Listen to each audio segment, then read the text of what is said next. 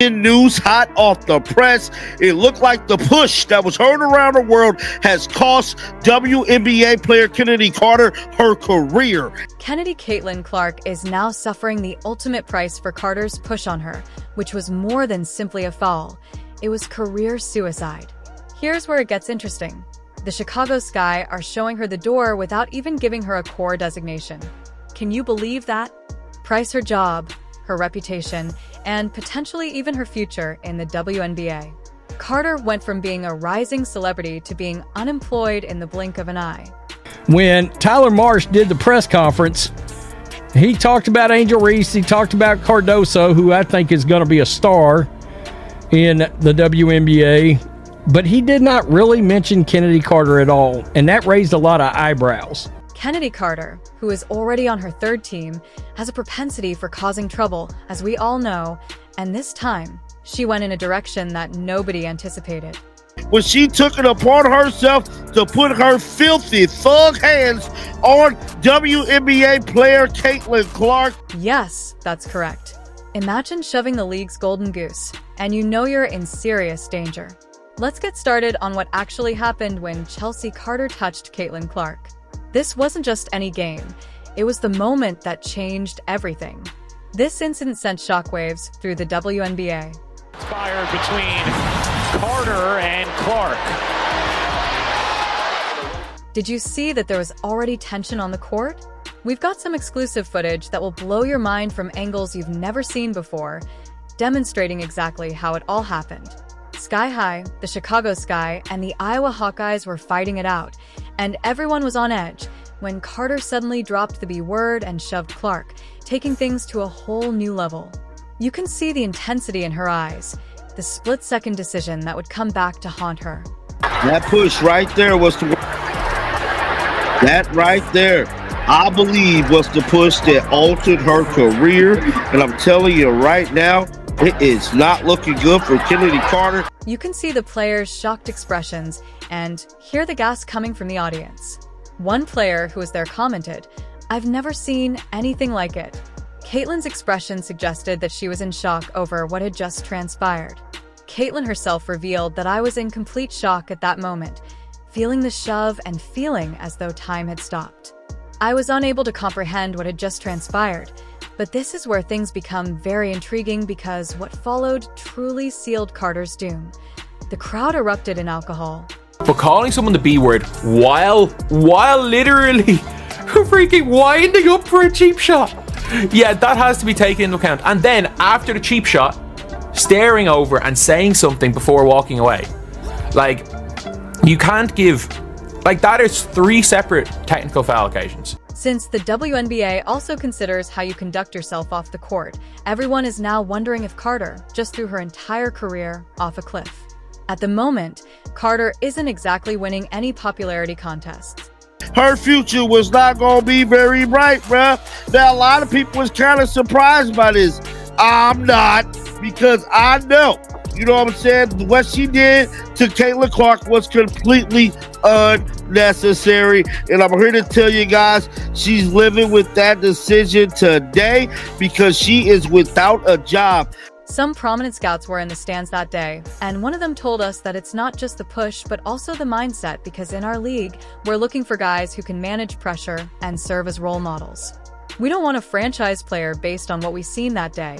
Right. You're jealous. Bigger that rings. was a Bush League play, and it needs to be addressed. That was a flagrant foul. That was unnecessary. Flagrant, anything deemed to be unnecessary. I need somebody to explain to me, why was that necessary? Carter had an opportunity to correct the situation after that startling push, but instead she turned to face the reporters and exclaimed, "I didn't say anything on the play before bumping into Caitlin." Can you believe it? No regrets. She seems to have assumed that if she ignored the issue, it would go away. But this is where it becomes really interesting. It didn't go away. Instead, it became worse. There is no explanation, nothing. She turned to you a little bit after the few I score. answered no Caitlin Clark questions. Did she say anything to you? I don't know what she said. What'd you say to her? I didn't say anything. That's enough. Kennedy on the play before bumping in with Caitlin. As y'all heard there, man, Chennedy Carter let it be known she was not answering any Caitlin Clark questions. And I'm telling you right now, she probably wish she should have, because she's without a job. Now, you might be thinking, well, she's a star player, so that must mean something. But evidently not when the general manager of the Chicago Sky dropped this shocking revelation. Chennedy Carter had an incredible season for us last year, but in a statement provided by the Chicago Times, she's extremely talented and is a player that can impact the game at the highest level. In our league, we absolutely appreciate what she did for our team last year. However, we've made changes to our staff and will make changes to our rosters. Those changes impact Kennedy's fit on the team, so we wanted to give her the best opportunity as a free agent. Did you notice that they're discussing more than just her on-court prowess? They are also discussing how well she fits with the team. But wait, there's more. Remember Carter's teammate Angel Reese? Rumor has it that they are no longer exactly best friends. In fact, Reese unfollowed Carter on social media. You may be thinking, so what? But in today's world, that's a huge deal. It's like a neon sign flashing locker room drama for everyone to see. I mean, look, maybe she's part of the culture problem. But that's very interesting. You know, I assumed, I'm not going to lie to you, I assumed the Chicago Sky was going to bring her back. Furthermore, it's not only Reese. The team's insiders are leaking information, and it's hot. They claim that some of Carter's teammates don't even want her on the team any longer. Can you picture going from being a standout player to a non grata in that little time? They said Chennedy Carter not getting an offer from the Sky means one thing. Someone influential in the locker room did not want her on the team. You never let your best offensive player and arguably your best player walk away from nothing unless there are locker room issues. Let's now discuss the decision to not extend Carter a qualifying offer in the WNBA, which is essentially unprecedented for a top scorer. It seems as like the Sky is saying, we'd rather have no one than have you. Ouch, that must hurt. I mean, she can score with the lights out. I mean, she's pure offense, a pure shooting guard, scoring guard, an instant offense. But if you're a team, do you really want her on the team? I wouldn't. However, this is when things start to become really insane. Some people claim that this is about the WNBA's future as a whole, not just the locker room, or even that push. Give it some thought. By pushing Clark, did Carter unintentionally drive herself out of the league? If so, here's the situation. Caitlin Clark is currently the golden goose, drawing in fans and possibly even securing a higher contract for all the players. Carter is currently an unrestricted free agent, but surprise, no teams are lining up to sign her.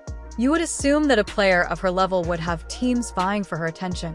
The information we learned from insiders from each WNBA team is completely startling. Whereas no team wants the cancer in the locker room. Okay, so that raises a great question. Is anybody going to want her? Maybe that's the best question. I mean, certainly there's real attitude issues. It gets even stranger when we dig deeper and discover a hidden clause in Carter's contract with the Chicago Bulls.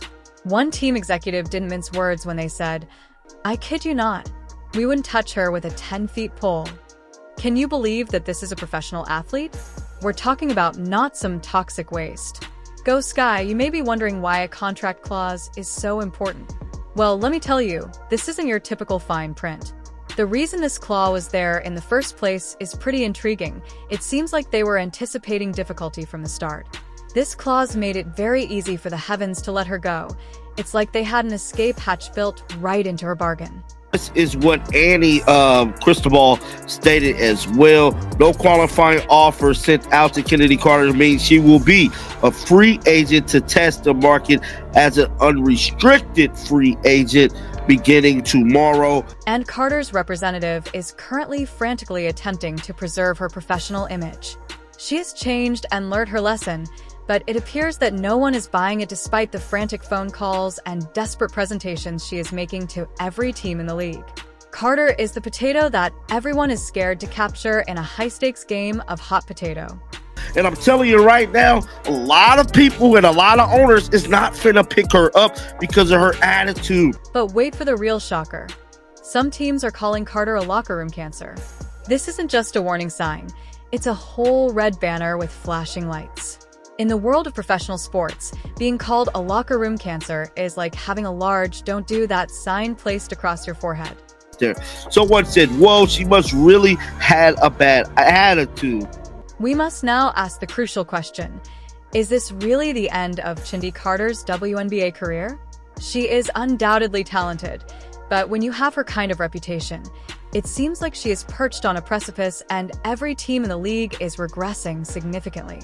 Caitlin Clark is the reason these ladies is potentially, allegedly, possibly about to get the biggest payday of their lifetime, with the NBA stepping in to help them get this new collective bargaining agreement potentially done. Then we got the media rights agreement done, which is like $3 or $2 billion. That money could possibly help them get larger contracts. And what Chennedy Carter put her filthy palms on Caitlin Clark did not help her case. Yes, that's correct. Caitlin Clark is transforming the entire league, not just the game, which is why everyone is talking about her so much. We have the inside scoop on why this is so important, so here's the scoop. Not only are fans taking notice of Clark's rising popularity, but the WNBA's top brass are also paying attention because Clark is attracting viewers like nobody else's business, which, you know what, means more eyes, more revenue, and more opportunities for the league as a whole. The Fever will have over 600,000 fans in attendance total this year, and the second best to that was in 1999 with the Washington Mystics at just over 400,000. So the Fever are going to account for over 200,000 more fans this year to their games than any other team. You may be asking yourself, well, she's popular, but can one player really change everything? Well, let me tell you that it's more than just her on-court prowess. It's also about what she stands for. Clark's rise to prominence in women's basketball is giving her significant negotiating leverage. Regular season, sales of WNBA merchandise are up over 500% versus the same period last year, with fan gear sales over the first half of the season at the highest in league history. Player-specific merchandise, including jerseys and t-shirts, have seen a staggering 1,000% increase in sales. Additionally, sales of league-specific merchandise like the popular orange WNBA hoodie are also up 200%. The top-selling WNBA player merch, Caitlin Clark, #1 in jersey sales, Angel Reese 2, Sabrina 3. We have discovered some interesting information regarding the ongoing negotiations for a new collective bargaining agreement. And guess what? Clark's name keeps coming up because her prominence and success are crucial in advocating for improved pay and conditions for all WNBA players. However, this is where things get really interesting because the league isn't just talking about money, they're also thinking about making some significant changes to the way they handle player conduct. And let me tell you, it's directly related to that push incident we've been discussing. Our sources inform us that there are talks about enforcing stricter rules and disciplinary measures, as it is all about preserving a positive image around elite players like Clark. Very rough. She's on, I believe, her third team, maybe fourth team. I think her third team. And if it's not her fourth team, she's already planning on her fourth team. What does this signify for guys such as Carter? Then, things don't appear to be going well. The league is making a strong statement. Pushing the wrong buttons, or in this case, the wrong player, could result in you losing your job. Right now, it is not going to be an old happy day for Chennedy Carter tomorrow because she thinks that somebody's going to suck at her. And I'm here to tell you, dog, I don't believe no team is going to touch her with a 12-foot pole. She is a diabolical locker room. But let's return to Clark for a moment because her influence goes far beyond simply changing the rules. According to experts, players like her play a key role in determining the league's economic landscape. We're talking about bigger contracts, bigger media deals, and more sponsorship opportunities overall. It's as though Clark's popularity is a rising tide that is improving the WNBA, and the league is aware of this. They're using her star power as leverage in these negotiations to secure better deals for everyone involved. Can you imagine the pressure she must be feeling knowing that her success could mean better compensation for all of her teammates?